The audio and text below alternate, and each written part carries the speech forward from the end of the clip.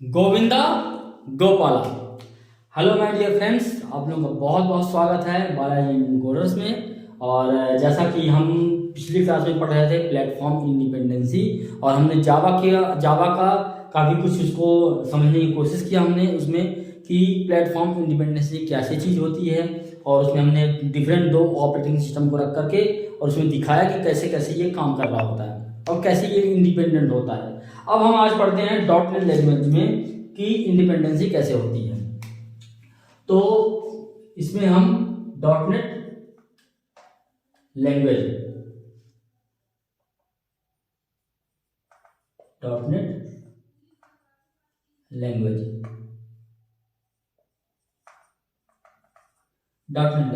ठीक है ना। तो जैसे मान लीजिए डॉट नेट जैसे एक जेवीएम होता है जावा में, वैसे ही डॉट नेट फ्रेमवर्क में क्या होता है, इसका इसका जेईटी कंपाइलर होता है, जेईटी। तो हम उसको बताते हैं आपको।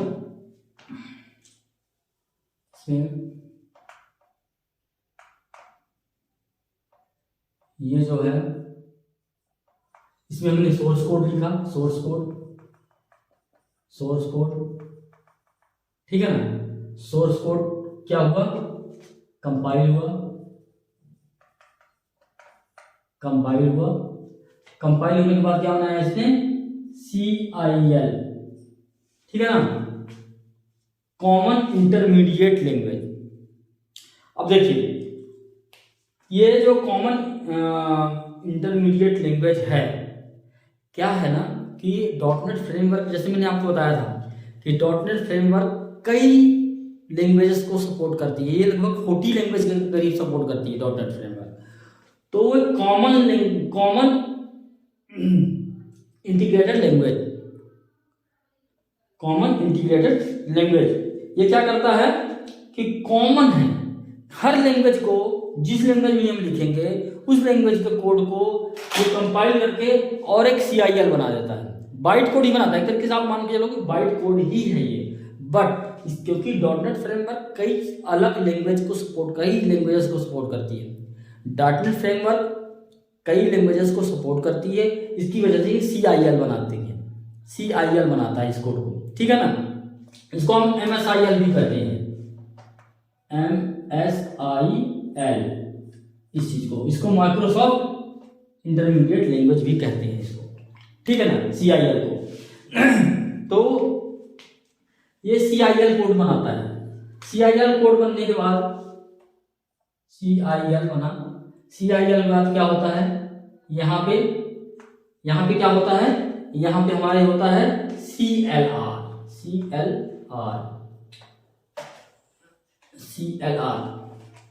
कॉमन लैंग्वेज रन टाइम, इसको कहते हैं कॉमन लैंग्वेज रन टाइम, ठीक है ना। CLR जो है तो जनरेट करता है .exe मशीन लैंग्वेज, ठीक, मशीन लैंग्वेज, ठीक है, ये जनरेट करता है। ओके, यहां तक तो ठीक है। अब आप चलिए इसमें थोड़ा सा समझते हैं कि कैसे ये काम कर रहा होता है। CIL का फुल फॉर्म क्या है, कॉमन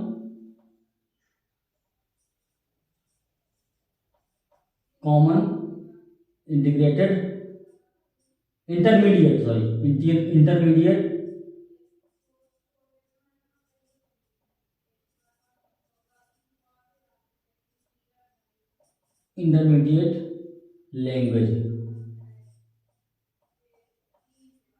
लैंग्वेज, इसका फुल फॉर्म है ये, ठीक है ना, कॉमन इंटरमीडिएट लैंग्वेज। MSIL मतलब माइक्रोसॉफ्ट इंटरमीडिएट लैंग्वेज। क्यों माइक्रोसॉफ्ट, क्योंकि डॉट नेट जो है तो माइक्रोसॉफ्ट के द्वारा बनाई गई है, इसलिए MS माइक्रोसॉफ्ट इंटरमीडिएट लैंग्वेज, इसको CIL भी कहते हैं, कॉमन इंटरमीडिएट लैंग्वेज, ठीक है ना। अब CIL यहाँ पे है, कॉमन इंटरमीडिएट लैंग्वेज, इसको कहते हैं common language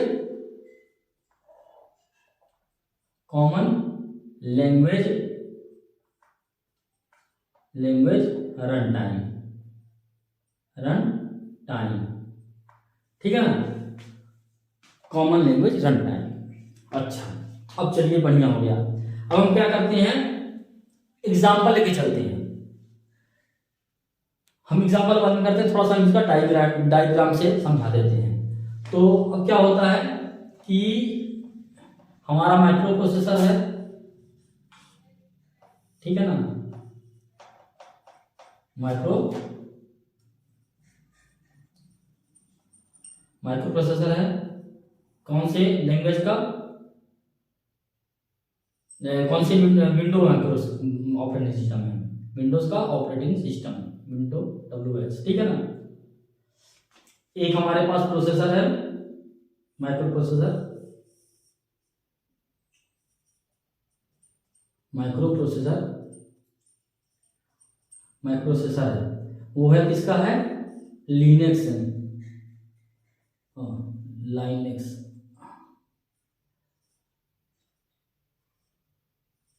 Linux operating system, ठीक है ना।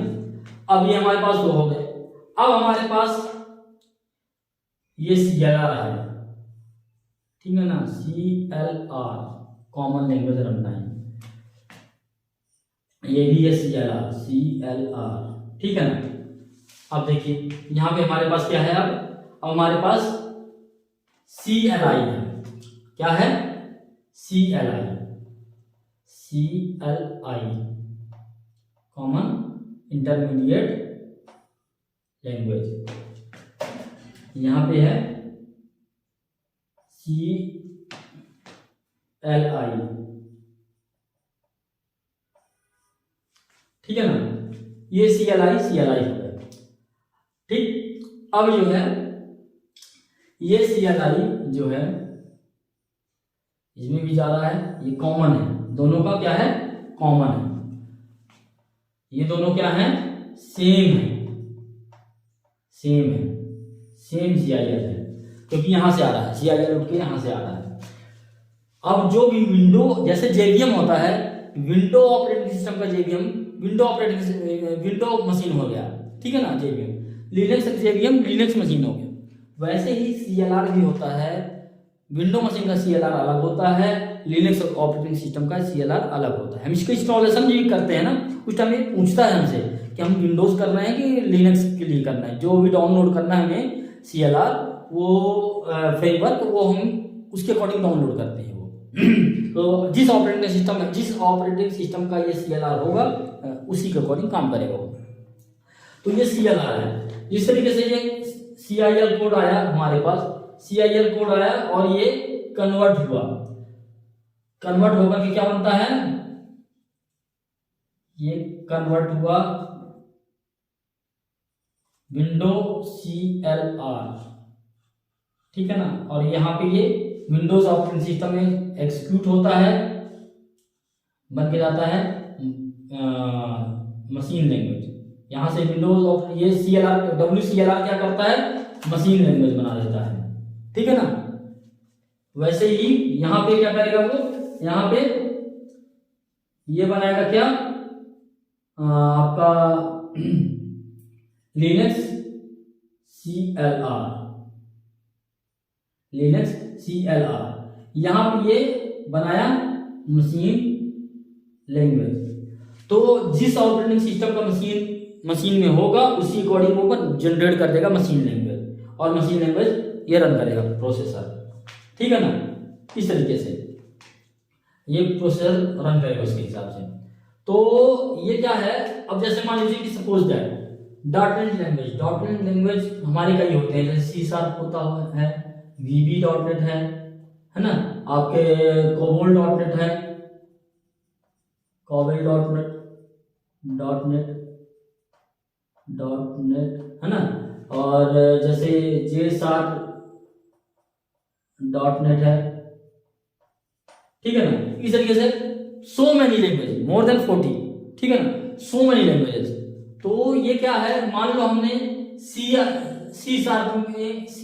में हमने कोड बनाया, C# में हमने कोड लिखा। अब ये उस कोड को क्या करेगा, कंपाइल करेगा, उस कोड को कंपाइल करेगा, C# कोड को, ठीक है ना।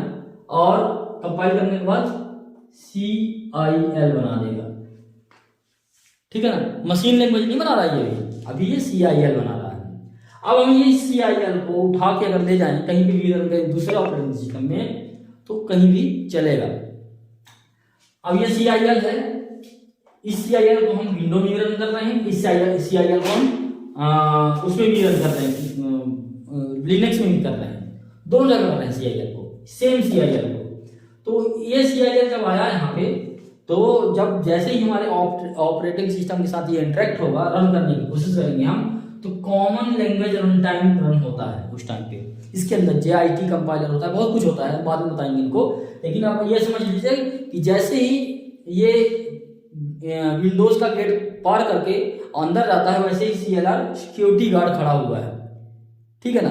अब वो बताएगा कि ये जो है तो किस लैंग्वेज में है, मतलब सॉरी इंटरमीडिएट लैंग्वेज है, एक कोड बना गया, कॉमन कोड बन गया, वो हर लैंग्वेज के लिए बन गया CIL। तो CIL सेम हो गया, ये CIL अभी C# में कोडिंग बना CIL, तो जैसे मान लो CIL बना ABC, सपोज दैट माना।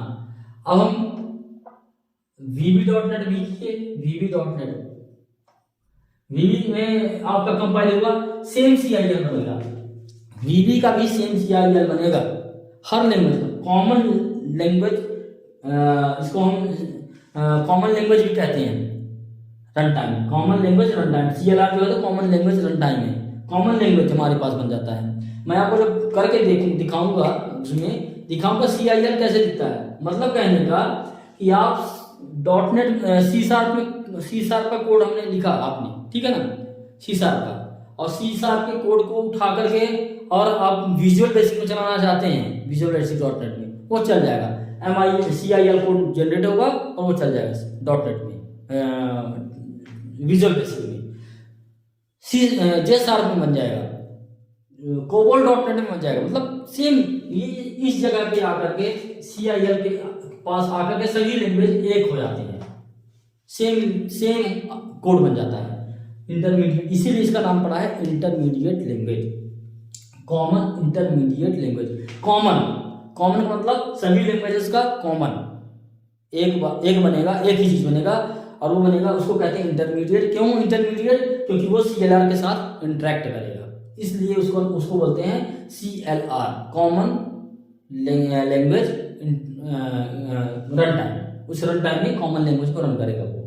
और यहाँ पे मशीन, इस जगह पे मशीन कोड जनरेट करेगा ऑपरेटिंग सिस्टम के अकॉर्डिंग और माइक्रो प्रोसेसर में, जहाँ पे वो CLR रन करने के बाद वो जनरेट करता है ऑपरेटिंग सिस्टम के अकॉर्डिंग कोड। तो ये हमारा मशीन लैंग्वेज जनरेट कर देगा, यहाँ भी मशीन लैंग्वेज जनरेट कर देगा।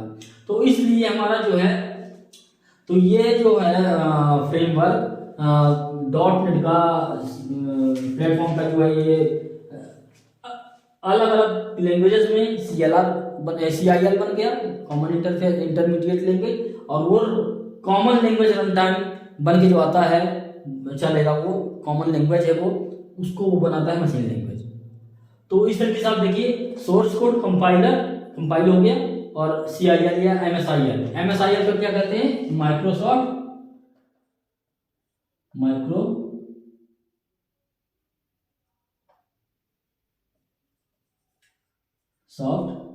इंटरमीडिएट लैंग्वेज, ठीक है ना। तो होपफुली आपको इंडिपेंडेंसी अब ये समझ में आ गई होगी। हमें जो है तो ज़्यादा इसमें डीप में और नहीं जाना है, क्योंकि हमने पढ़ा दिया ऑलरेडी, समझ में आ जानी चाहिए। प्रैक्टिकली नहीं है, थ्योरी है। जिस तरीके से मैंने आपको बताया था कि कार का ड्राइविंग सिखाने वाला पर्सन जो है तो पहले कार के बारे में बताता है, तो हम सबसे पहले ड्राइविंग करने से पहले हम उसके कंपोनेंट्स बता रहे हैं कि कैसे काम कर रहा होता है, अंदर से कैसे चीज़ें चल रही होती हैं। इसमें जो है तो मेन टर्म्स क्या है, मैं आपको एक चीज़ और बता देता हूँ कैसे हमें देखना है इसको।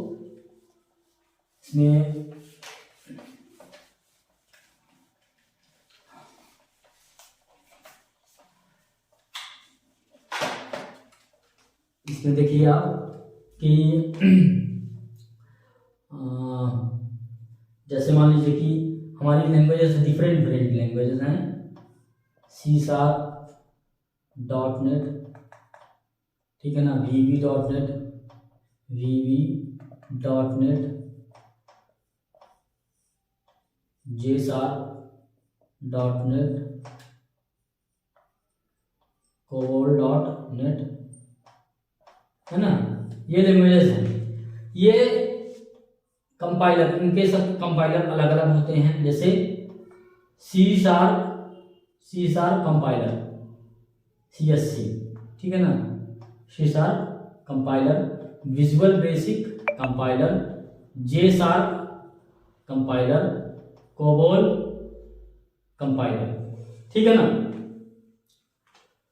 तो आपके ये कंपाइलर हैं, ये सभी कुछ जब सभी रन होंगे कंपाइलर में जाते हैं जिस टाइम पे, तो ये एक ही CIL जनरेट होगा, सबका एक ही CIL जनरेट होगा, इसका CIL जनरेट होगा, ठीक है ना। ये CIL क्या है, CIL कोड है, ठीक है ना। एक ही कोड जनरेट होगा, चाहे इसमें आप बना लो तब भी यही बनेगा, विजुअल बेसिक बना ले तब भी यही बनेगा, जे शार्प में बना लो इसमें बनेगा, और COBOL.NET में बनाओगे तब भी यही बनेगा, सेम बनेगा। इसीलिए इसका नाम है कॉमन इंटरमीडिएट लैंग्वेज, ठीक है ना। इसके बाद जब वो ऑपरेटिंग सिस्टम में जाएगा तो CLR में रन होगा। क्या होगा, CLR,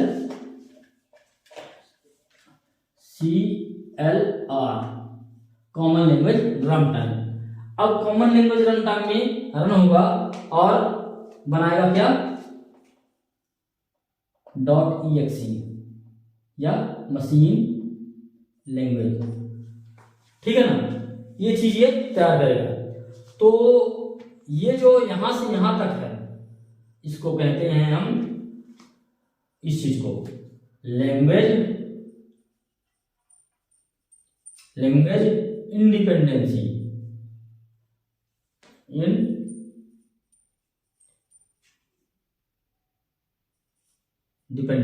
ठीक है ना।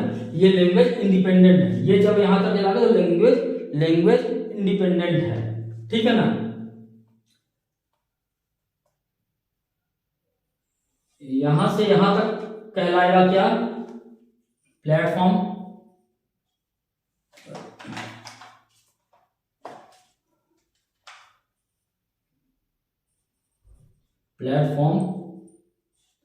इंडिपेंडेंसी,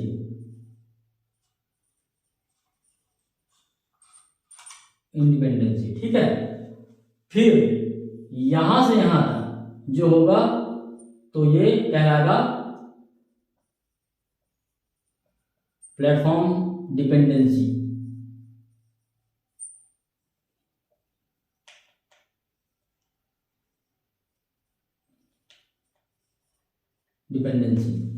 समझ रहे आप मेरी बात को। ये आप इस चीज को पूरा ऑल ओवर भी प्लेटफॉर्म इंडिपेंडेंट कह सकते हो, ठीक है।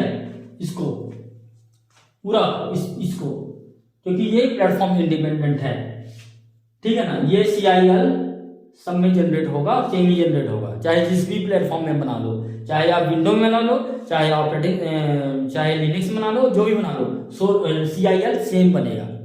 तो जितने भी हैं सारे के सारे ये प्लेटफॉर्म, ये लैंग्वेज इंडिपेंडेंट है, यहाँ पे ये बन गया CIL के साथ, और इसको प्लेटफॉर्म इंडिपेंडेंट भी कहते हैं। CLR तक, यहाँ तक CLR में जाने तक प्लेटफॉर्म इंडिपेंडेंट। जैसे ही CLR में आया तो according to the CLR, according to the operating system, CLR will be execute and generate the machine language. तो गाइस ये यहाँ पे हमारा ये प्लेटफॉर्म इंडिपेंडेंसी का काफ़ी अच्छा मैंने इसको एक्सप्लेन किया है, 2 क्लासेस में किया है। इसीलिए किया है क्योंकि वो ज़्यादा बड़ी क्लासेस हो जाएगी, और ज़्यादा बड़ी क्लासेस में क्या होता है कि वो समझ में या ऐसा लगता है कि मतलब बोर कर रहा है, तो इसलिए मैं इसको थोड़ा शॉर्ट करके 2 में बनाए हैं। अब हम जो आगे पढ़ेंगे हम उसको जो है तो .NET फ्रेमवर्क के बारे में थोड़ा सा और पढ़ लेंगे, और उसके बाद हम शुरू कर देंगे C#। फिर तो गाइस मुझे उम्मीद है कि आप लोगों को ये समझ में आया होगा। अगर नहीं समझ में आता है तो आप मुझे प्लीज़ बताइएगा कमेंट करके, मैं और इसको थोड़ा सा एक्सप्लेन करूँगा। C#, जैसे CLR है, CLR भी कितने होते हैं, बहुत होते हैं, उसके अंदर भी बहुत चीज़ें होती हैं। CTS होता है, कॉमन टाइप सिस्टम, बहुत कुछ होता है, मतलब सॉरी CIL के अंदर कॉमन टाइप सिस्टम होता है, CLR के अंदर JIT कंपाइलर्स होते हैं, बहुत कुछ होता है। लेकिन हम इसको बहुत डीप में नहीं पढ़ेंगे, थोड़ा मैं बताऊंगा, हल्का हल्का बताऊंगा मैं, और हम फिर इसमें C# के कोड में जाएंगे, जिसमें हम विंडो एप्लीकेशन बताने की कोशिश करेंगे पहले, ठीक है ना। थोड़ा सा डेस्कटॉप, थोड़ा सा हमें जो है तो बनाना है क्या है, कंसोल एप्लीकेशन थोड़ा बता दूंगा मैं, फिर हम पढ़ेंगे डेस्कटॉप एप्लीकेशन, जिसमें आपको पढ़ने में बहुत मजा आने वाला है। तो गाइस थैंक यू, मेरे साथ बने रहिए। नेक्स्ट क्लास में मैं आपको आगे थोड़ा और बताऊंगा। तब तक के लिए थैंक यू, बाय।